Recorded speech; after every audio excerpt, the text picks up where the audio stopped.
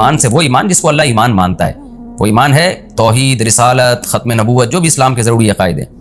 اللہ فرماتے ہیں وہ لوگ کامیاب ہو گئے جو مومن ہیں، الذین ہم فی صلاتہم خاشعون، جن کا عقیدہ بھی درست ہو اور اعمال میں کیا ہو، اپنی نمازوں میں خشوع پیدا کرتے ہوں. وہ اپنی نمازوں کے اندر خشوع پیدا کرتے ہوں، دل لگا کے دھیان سے نماز پڑھتے ہوں.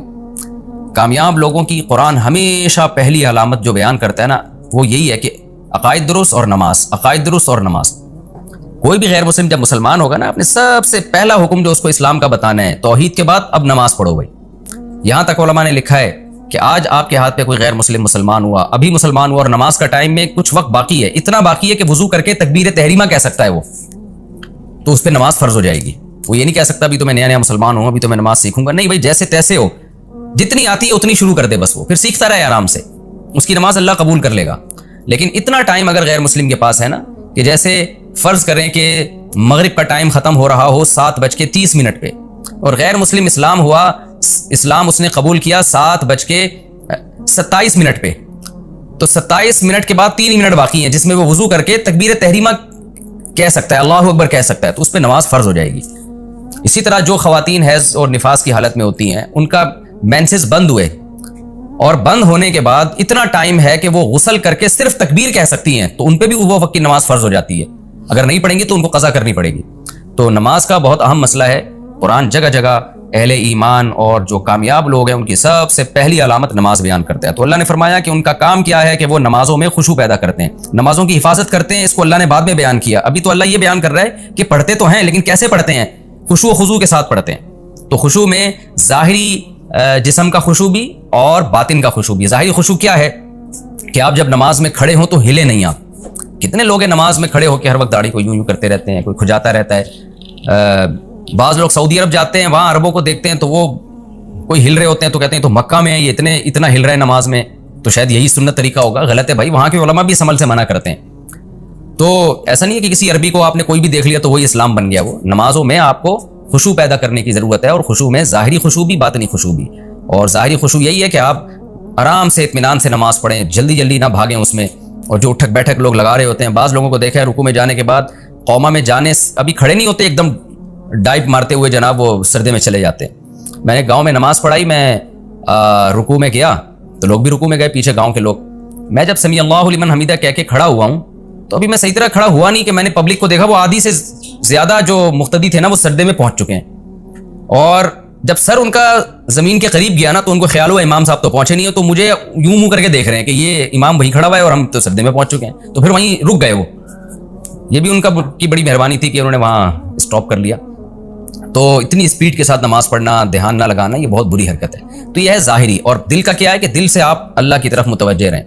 اور دل میں خشوع پیدا کرنے کا سب سے بہترین طریقہ یہ ہے کہ آپ نماز میں جو بھی پڑھ رہے ہو نا اس کا ترجمہ آپ کو آتا ہو. آپ جب نماز میں کھڑے ہو کر کہیں اللہ اکبر تو آپ کو پتا ہو کہ میں کیا کہہ رہا ہوں، اللہ سب سے بڑا ہے. پھر سبحانک اللہم، اے اللہ تو ہر عیب سے پاک ہے، وہ بحمدک، ہر عیب سے پاک ہے اور تمام تعریفیں تیرے لیے. وتبارک اسمک، تیرا نام برکت والا ہے. وتعالی جدک، تیری شان بہت اونچی ہے. ولا الہ غیرک، تیرے سوا کوئی عبادت کے لائق نہیں. پھر اعوذ باللہ، بسم اللہ کا ترجمہ آتا ہو. پھر الحمدللہ رب العالمین، تمام تعریفیں اللہ کے لیے جو تمام جہانوں کا پالنے والا. الرحمن الرحیم، بڑا مہربان نہایت رحم کرنے والا. اس سے آپ کا دھیان بٹے گا نہیں. پھر رکوع کی تسبیح کا مطلب آتا ہو، سبحان ربی العظیم. التحیات کا مطلب آتا ہو. اس لیے پہلی فرصت میں نماز کا پورا ترجمہ سیکھنا چاہیے. اور میں سمجھتا ہوں جو لوگ شروع سے میرے یہ تفسیر کے لیکچر سن رہے ہیں، اللہ سے مجھے پوری امید ہے ان کو پورا نماز کا ترجمہ آ گیا ہوگا. التحیات للہ والصلوات والطیبات میں عام طور پہ لوگ کہتے ہیں اس کا کیا ترجمہ ہے. تو التحیات کا مطلب عبادتیں، یہ ذہن میں رکھیں. التحیات کیا اس کا ترجمہ عبادتوں سے کیوں کیا، یہ پھر کسی اور وقت میں انشاءاللہ میں ایکسپلین کروں گا اس کو. التحیات للہ، قولی عبادتیں. التحیہ کا مطلب قولی، یعنی زبان سے جو ہم حمد و ثنا کرتے ہیں وہ بھی اللہ کے لیے. والصلوات، اسی طرح جو بدنی عبادتیں، نماز پڑھنا، حج کرنا، وہ بھی اللہ کے لیے. والطیبات، اور مالی عبادتیں یعنی صدقہ خیرات، وہ بھی اللہ کے لیے. تو یہ لفظ یاد کر لیں، التحیات للہ والصلوات والطیبات. السلام علیک ایھا النبی، آگے پھر وہ آسان ترجمہ ہے اس کا. تو تفسیر کے لیکچر جو لوگ غور سے سن رہے ہیں تو مجھے امید ہے انشاءاللہ تراویح میں بھی ان کو بہت حد تک قرآن سمجھ میں آنا شروع ہو جائے گا. تراویح کی نماز میں بھی ان کا دل لگے گا، تہجد کی نماز میں بھی. تو اس کا بھی بڑا دخل ہے کہ آپ کو نماز کا مفہوم اگر آتا ہو. تو جن لوگوں کا نماز کا مفہوم نہیں آتا وہ یاد کریں، نماز ترجمے سے سیکھیں. اور جب تک ترجمہ نہیں آتا تو یہ تصور کر کے کھڑے ہوا کریں بھئی ہم اللہ کے سامنے عبادت کے لیے کھڑے ہوئے، تو اپنا دھیان وہاں لگائیں. لیکن ایک بات خوب سمجھ لیں یہ پوری امت کے علماء کا اس پر اجماع ہے کہ نماز میں دھیان لگانے کی کوشش کرنا فرض ہے، دھیان کا لگنا فرض نہیں ہے۔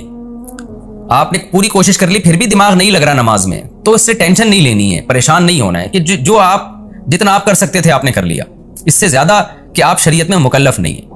تو ایسا نہ ہو کہ پریشان ہونا شروع ہو جائے، ابھی دل تو لگ نہیں رہا۔ ظاہر انسان 20 کاموں کے بعد جب نماز میں آ کے کھڑا ہوتا ہے تو اس کا دھیان بٹ رہا ہوتا ہے، اور علماء نے یہ بھی بیان کیا ہے کہ نماز سے پہلے جو اللہ نے سنتیں رکھی ہیں نا، فرض نماز سے پہلے، اس میں بڑی حکمت یہی ہے کہ سنتوں کی وجہ سے آپ کا دھیان جو ادھر ادھر گیا ہوا ہے نا، وہ بٹ کے سنتوں میں نماز کی طرف کچھ آ جائے گا، اللہ کی طرف۔ پھر جب آپ فرض کریں گے تو مکمل دھیان آپ کو نصیب ہوگا۔ ڈائریکٹ آ کے فرض کی نیت باندھ لیں گے تو پتہ نہیں کیا کیا مسائل لے کے انسان آیا ہوا ہوتا ہے، اور وہ اسی طرح سے نماز میں نیت باندھ لیتا ہے، تو پھر دل نہیں لگتا اس کا نماز میں۔ تو اللہ نے اہل جنت کی پہلی علامت بیان کی کہ وہ نمازوں میں خشوع پیدا کرتے ہیں۔ پھر فرمایا والذین هم عن اللغو معرضون، یہ وہ لوگ ہیں جو لغویات سے اعراض کرتے ہیں، فضول باتوں سے بچتے ہیں۔ لغو کسے کہتے ہیں؟ لغو کا اصل ترجمہ ہے غیر مفید، وہ چیز جس کا کوئی فائدہ ہی نہیں ہے۔ اب نقصان ہے یا نہیں؟ تو کچھ چیزیں ایسی ہیں جو فائدہ تو نہیں ہوتا لیکن نقصان بھی نہیں ہوتا، تو وہ بھی لغویات میں داخل ہیں۔ کچھ چیزیں ایسی ہوتی ہیں جن کا فائدہ نہیں ہوتا لیکن نقصان بھی ہوتا ہے، وہ بھی لغویات میں داخل ہے۔ پھر کچھ چیزیں ایسی ہوتی ہیں جن کا فائدہ نہیں ہوتا لیکن نقصان ہوتا ہے، مگر ہوتا دنیاوی ہے، آخرت والا نقصان نہیں ہوتا، تو وہ بھی لغویات میں داخل ہے۔ اور کچھ چیزیں ایسی ہوتی ہیں کہ جو فائدے مند تو نہیں ہوتی لیکن ان کا نقصان آخرت میں ہوتا ہے، دنیا میں نہیں ہوتا، یہ بھی لغویات میں داخل ہیں۔ اور کچھ چیزیں ایسی ہوتی ہیں جو فائدے مند تو نہیں ہوتی لیکن ان کا نقصان بھی ہوتا ہے، اور دنیا کا بھی نقصان اور آخرت کا بھی نقصان۔ تو اس لیے لغویات میں 4 چیزیں داخل ہیں، خوب سمجھ لیں۔ لغویات کی ڈیفینیشن کیا؟ فائدہ نہ ہو اس کا، یہ تو اس کی ڈیفینیشن ہے۔ پھر اس کے 4 درجات ہیں۔ نمبر 1 فائدہ تو نہیں ہے لیکن نقصان بھی نہیں ہے، تو یہ پہلی قسم ہے۔ دوسری قسم فائدہ تو نہیں ہے لیکن دنیا کا نقصان ہے۔ تیسری قسم فائدہ تو نہیں ہے لیکن آخرت کا نقصان ہے۔ چوتھی قسم فائدہ تو نہیں ہے لیکن دنیا کا بھی نقصان ہے، آخرت کا بھی نقصان ہے۔ اب میں ان کی تھوڑی سی مثال سے بات سمجھا دیتا ہوں۔ پہلی قسم جس کا میں صرف فائدہ نہیں ہے لیکن نقصان بھی کوئی نہیں ہے، آپ بیٹھے ہوئے ہیں، لڈو کھیل رہے ہیں بیٹھ کے آپ نا دوستوں کے ساتھ، تاش کھیل رہے ہیں بیٹھ کے دوستوں کے ساتھ، جس میں جوا نہیں ہے، اس کا آپ کو کوئی فائدہ نہیں ہو رہا، کچھ بھی فائدہ نہیں ہو رہا، ٹائم ویسٹ ہو رہا ہے۔ لوگ کہہ سکتے ہیں نا بھی اس سے تو ہمیں ذہنی تفریح ملتی ہے، تو ذہنی تفریح ان کھیلوں سے نہیں ملتی، بھاگنے دوڑنے سے۔ جب آپ دوڑتے ہیں، چلتے ہیں، بھاگتے ہیں تو ایک ذہنی تفریح ملتی ہے۔ تاش واش یہ ٹائم ویسٹنگ ہے، تو کچھ نہ کچھ ذہنی تفریح تو دنیا کے ہر کام میں ہوتی ہے نا۔ ویسے بھی انسان کلابازیاں کھا رہا ہو تو ذہنی تفریح تو ہوگی اس میں تھوڑی بہت۔ تو فائدہ سے مراد یہ کہ کوئی معتد بھی فائدہ ہو، اور فائدے کا مطلب یہ ہوتا ہے کہ ایسا یعنی مفید کام جس میں آپ کو کوئی صحت مل رہی ہو، یا یہ چیز بعد میں آپ کے ترقی کا ذریعہ بن سکتی ہو۔ تو تاش کی مثال کیا ہے؟ ٹائم ویسٹنگ، کچھ بھی حاصل نہیں ہو رہا۔ لڈو کھیل رہے ہیں بیٹھ کے، یا تو بیگم کے ساتھ کھیل رہے ہو نا، گھر والوں کے ساتھ کھیل رہے ہیں، اس سے بیوی بچوں میں محبت بڑھتی ہے، لوگ بچے سمجھتے ہیں کہ ہمارے ابو کچھ ہمارے ساتھ جو ہے نا لائف کو گزار رہے ہیں، کچھ ہمارے بھی کھیل میں شریک ہو رہے ہیں، تو وہ ایک مصلحت ہے، وہ تو پھر مفید لغو کہلائے گا، پھر وہ لغو کہلائے گا ہی نہیں، بلکہ تو ایک مفید کام ہے، ریلیشن کو مضبوط کر رہے ہیں۔ لیکن نارملی ہم دوستوں کے ساتھ بیٹھے ہوئے ہیں جس کا کوئی فائدہ نہیں ہے، تو یہ کام کہلائے گا غیر مفید، لیکن اس میں گناہ بھی نہیں ہے۔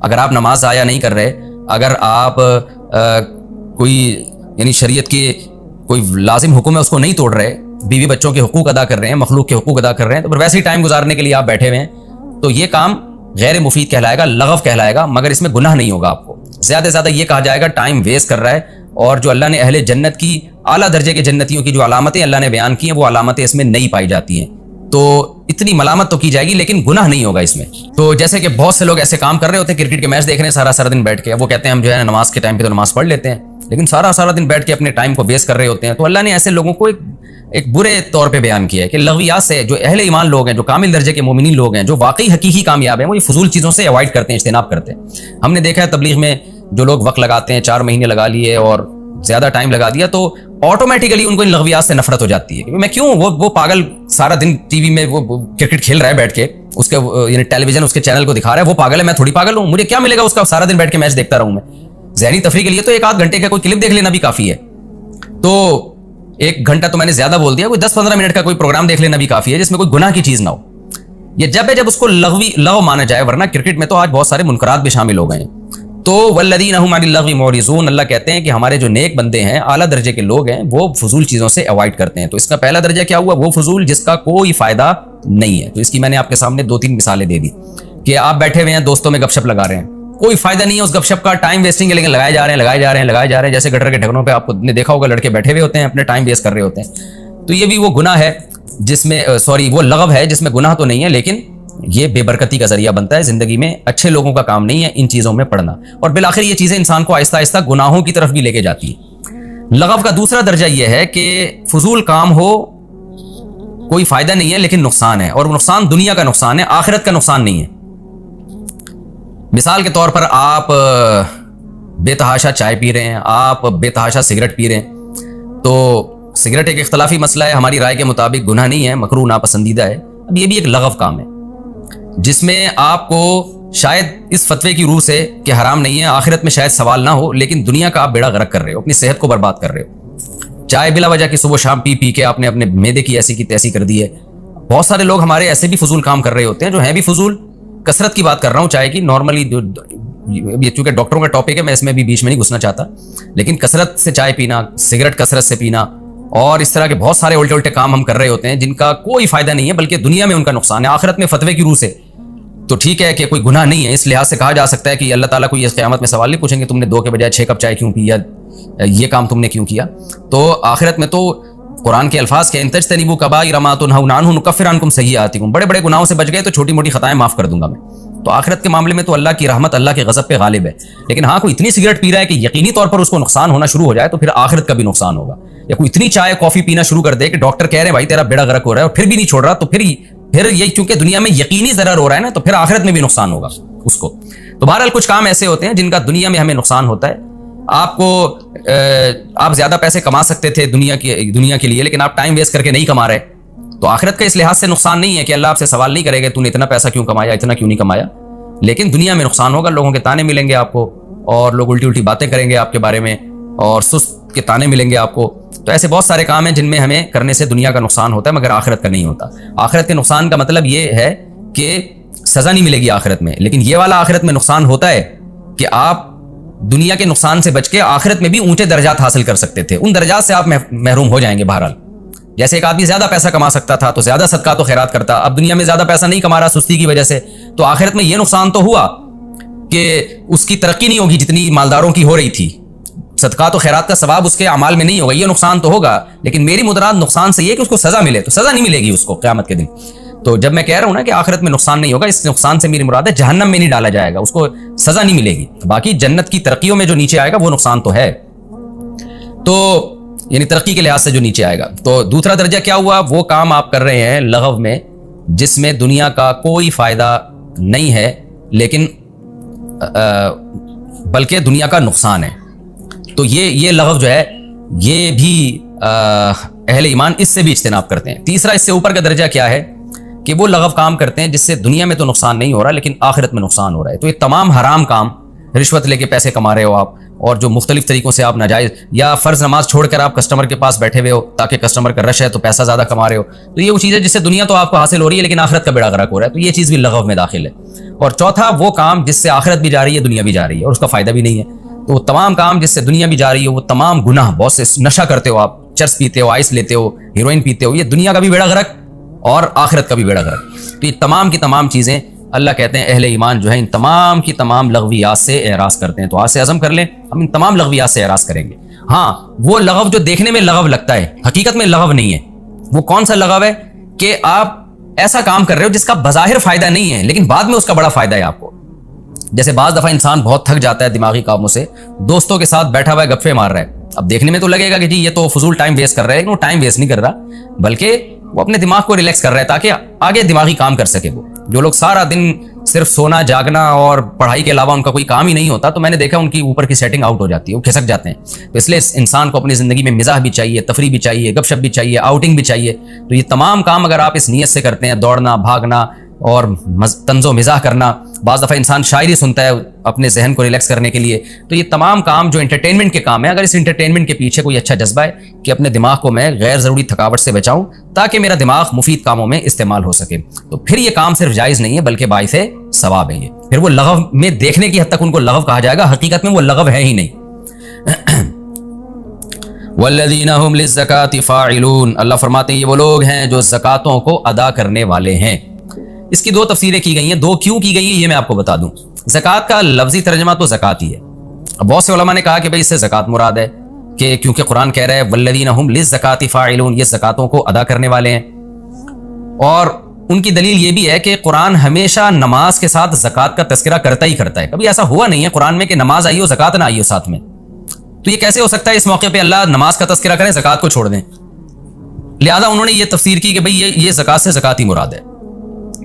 اور جو حضرات کہتے ہیں کہ نہیں جی اس سے زکوٰۃ مراد نہیں ہے، ان کی دلیل یہ کہ یہ تو مکی صورت ہے اور ابتدا میں نازل ہوئی ہے، تو اس وقت تو زکوٰۃ فرض ہی نہیں ہوئی تھی، زکوٰۃ تو مدینہ میں فرض ہوئی ہے. تو یہ کیسے ہو سکتا ہے کہ جو چیز فرضی نہ ہوئی ہو اللہ اس کا تذکرہ پہلے سے کر دیں؟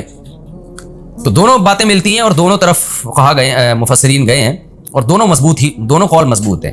اب جو یہ کہتے ہیں کہ جی مکہ میں زکوٰۃ فرض ہوئی تو اللہ تعالیٰ مدینہ میں جب زکوٰۃ فرض ہوئی تو اللہ پہلے اس کا تذکرہ کیسے کر دیں گے؟ تو یہ کہا جا سکتا ہے کہ ہو سکتا ہے زکوٰۃ مکہ میں ہی فرض ہو گئی ہو، اور جن روایات میں آتا ہے مدینہ میں فرض ہوئی ہے تو اس کی ڈیٹیل جو زکوٰۃ کی نازل ہوئی ہے وہ مدینہ میں نازل ہوئی ہو. یعنی اللہ تعالیٰ نے اجمالی طور پر تو حکم دے دیا اہل اسلام کو کہ زکوٰۃ دو، اب لہذا صحابہ نے صدقہ خیرات شروع کر دیا. لیکن تفصیلی حکام کے کس مال پہ زکوٰۃ لازم ہوتی ہے، کتنے فیصد ہوتی ہے، یہ پوری ڈیٹیل اللہ نے مدینہ میں نازل کی ہو، یہ بھی ہو سکتا ہے. اور یہ بھی ہو سکتا ہے کہ اللہ تعالیٰ نے یہاں زکوٰۃ سے تزکیہ مراد ہو. تزکیہ کا مطلب زکوٰۃ تزکیہ کو بھی کہتے ہیں، باب تفعیل جو ہے نا تزکیون تسبیحن کی طرح اس کو تزکیہ تفعیلہ پڑھا جاتا ہے. اور اس کا جو مصدر ہے نا فعال کے وزن پر بھی آتا ہے، جیسے تأذین اذان دینا تو اس کے مصدر کو اذان فعال کے وزن پر بھی ہم پڑھتے ہیں. اور بہت ساری اس کی مثالیں ہمیں ملتی ہیں. والذین هم للزکاۃ فاعلون، یہ اپنی زکوٰۃ کو ادا کرتے ہیں. تو زکوٰۃ کے دوسرا مطلب بھی بن سکتا ہے کہ زکوٰۃ سے مراد تزکیہ نفس ہو، یعنی اپنے آپ کو پاک کرتے ہیں ظاہری برائیوں سے بھی اور باطنی برائیوں سے بھی، ہر طرح کی برائیوں سے اپنے آپ کو بچاتے ہیں. آگے اللہ فرماتے ہیں والذین هم لفروجہم حافظون، یہ وہ لوگ ہیں جو اپنی شرمگاہوں کی حفاظت کرتے ہیں. شرمگاہ کی حفاظت کا کیا مطلب؟ حرام سے اپنے آپ کو بچاتے ہیں. الا علی ازواجہم، سوائے اپنی بیویوں کے، او ما ملکت ایمانہم، یا اپنی باندیوں کے، یعنی اپنی باندی اور بیوی سے اپنی خواہش پوری کرتے ہیں. فإنہم غیر ملومین، پس یہ لوگ قابل ملامت نہیں ہیں. یہ بھی عجیب آیت ہے. دیکھیں ایک اللہ نے اس آیت میں ہمیں کیا بتایا کہ اہل ایمان اپنی شرمگاہ کی حفاظت کرتے ہیں اور آپ کے پاس بیوی اور باندی کے علاوہ کوئی آپشن نہیں ہے. علماء نے استدلال کیا ہے کہ اس سے تمام قسم کے حرام کام، اس سے لڑکوں سے بدفعلی بھی حرام ہو گیا، لڑکیوں سے زنا کرنا بغیر نکاح کے وہ بھی حرام، متع بھی اسی سے حرام ہو گیا. متع کی بحث میں بھی کروں گا اس آیت کے ضمن میں کہ یہ جو ٹیمپریری نکاح ہوتا ہے ایگریمنٹ کر کے تو یہ بھی حرام ہے، کیونکہ جس عورت سے ٹیمپریری نکاح ہوتا ہے وہ بیوی کبھی بھی نہیں کہلاتی. عربی زبان میں بیوی کے لفظ پر اس کا اطلاق ہوتا ہی نہیں تھا. تو اس آیت سے متع بھی حرام، اس آیت سے لڑکوں سے بدفعلی بھی حرام، اس آیت سے فحش فلمیں دیکھنا بھی حرام، بدنظری بھی حرام، کیونکہ اس بدنظری کر کے بھی ایک شخص اپنی شرمگاہ کی لذت حاصل کر رہا ہوتا ہے، چاہے وہ تصور کی دنیا میں ہی ہو. کسی عورت کا تصور کر کے اس سے لذت حاصل کرنا خیال میں، یہ بھی حرام. اور استمنا بالید عربی میں جسے کہتے ہیں، جس کو ہینڈ پریکٹس ماسٹربیشن وغیرہ کہتے ہیں، یہ سب بھی حرام ہو گیا اس آیت کی روشنی. اور مزید بےہودگی جو آج کل ہماری سوسائٹی میں چل رہی ہے، انسٹرومنٹ وغیرہ آ رہے ہیں، سیکس کے کیسے آلات آ رہے ہیں جن کو لوگ استعمال کر رہے ہیں، لڑکیاں بھی کر رہی ہیں استعمال، جو بےہودگی پھیل رہی ہے ہماری سوسائٹی میں. وہ خواتین جن کے شوہر سفر میں ہوتے ہیں 2-2 سال تک آتے نہیں ہیں، وہ بھی انسٹرومنٹ وغیرہ استعمال کر کے اپنی جنسی تسکین کا ذریعہ بن رہی ہیں. یا جو مرد کوئی ایسی چیزیں استعمال کرتے ہیں، یہ تمام کی تمام چیزیں اللہ نے اس آیت میں حرام کر دی ہیں. اور 1-2 چیزوں کو حلال کیا بس، فرمایا الا علی ازواجہم، سوائے اپنی بیویاں، او ما ملکت ایمانہم، یا اپنی باندیاں. ان 2 کے علاوہ آپ کے پاس تمام آپشن بند ہیں. اب ایک اشکال ہو سکتا تھا کہ اللہ یہ 2 راستے ہمارے پاس ہیں، تو ہو سکتا ہے کہ اصل میں تو اسلام چاہتا ہو کہ مرد اور عورت اپنی خواہش پوری نہ کریں، لیکن کرنی ہی ہے تو مجبوری میں بیوی رکھ سکتے ہو، باندی رکھ سکتے ہو. خوب سمجھ لیں باندیوں کا رواج ختم ہو گیا، باندیاں نہیں آ سکتی. تو میں اگلے ایپیسوڈ میں انشاءاللہ اس کی کچھ مزید ڈیٹیل بیان کروں گا. لیکن اتنی بات ثابت ہوئی کہ بیوی ہو یا باندی ہو، باندی اب نہیں ہوتی تو اب میں بیوی ہی کا تذکرہ کروں گا. یہ ایک اشکال ہو سکتا تھا کہ شاید اللہ تعالیٰ نے جو بیوی کی اجازت دی ہے یہ گویا نہ چاہتے ہوئے دے دی. یعنی اللہ تعالیٰ چاہتے تو یہی تھے کہ لوگ اپنے آپ کو ہر طرح کی خواہشات سے، یعنی جو سیکس جو ہے نا اس کی خواہش پیدا ہی نہ ہو، یا پیدا ہو رہی ہے تو پوری نہ کریں کسی بھی طریقے سے. کرنی ہے تو مجبوری میں بیوی سے کر سکتے ہو. لیکن آگے اللہ نے فرما دیا فإنہم غیر ملومین، کہ یہ لوگ قابل ملامت نہیں ہیں. کیا مطلب؟ یہ میں تمہیں مجبوری میں اجازت نہیں دے رہا کہ اپنی زوجہ کے پاس جا سکتے ہو، بلکہ میں تمہیں بتا رہا ہوں زوجہ کے پاس جانے والا قابل ملامت نہیں ہے بالکل. تو مقصد یہ ہے کہ جو ناجائز ہے اس سے اجتناب کرو، اور جو حلال ہے وہ کسی مجبوری میں جائز نہیں ہے، بلکہ وہ تو تمہارے لیے پیدا کیا گیا ہے، تو وہ قابل ملامت نہیں ہے. کیونکہ اللہ کو معلوم تھا کہ جب مسلمان قوم حرام سے بچے گی یا نیک صالح لوگ حرام سے بچیں گے تو عین ممکن ہے یہ کثرت سے بیویاں رکھنا شروع کر دیں کہ بھئی ہم حرام کی طرف تو جا نہیں سکتے، تو ہم زیادہ باندیاں رکھتے ہیں یا بیویاں رکھتے ہیں. تو ہو سکتا ہے برے لوگ ان کو تانا دینا شروع کر دیں کہ کام تو تم بھی وہی کر رہے ہو جو ہم کر رہے ہیں, ہم حرام سے عیاشی کر رہے ہیں اور تم بھی عیاشی کر رہے ہو حلال کا لیبل لگا کے, تو تم بھی ہو ہمارے جیسے, یعنی خواہش تو تم بھی پوری کر رہے ہو نا, چلو ہم گرل فرینڈ رکھ لیتے ہیں, تم بیویاں رکھ رہے ہو, تو دونوں میں ہوتا تو ایک سیکشول ڈیزائرز ہی پوری ہوتی ہے نا. تو اللہ نے فرما دیا کہ نہیں, بیوی کا معاملہ ایسا ہے, باندیوں کا معاملہ ایسا, فإنہم غیر ملومین, یہ لوگ قابل ملامت نہیں ہے. تو یہ تانا نہیں دیا جا سکتا کہ جو زیادہ بیویاں رکھ کے اپنی خواہش پوری کر رہا ہے کہ وہ بھی تو خواہش ہی پوری کر رہا ہے نا, عیاشی کر رہا ہے. تو اللہ کہتے ہیں میری طرف سے ان کو تانا دینے کی پرمیشن نہیں ہے, وہ جائز کام کر رہے ہیں اور جائز کی میں نے ان کو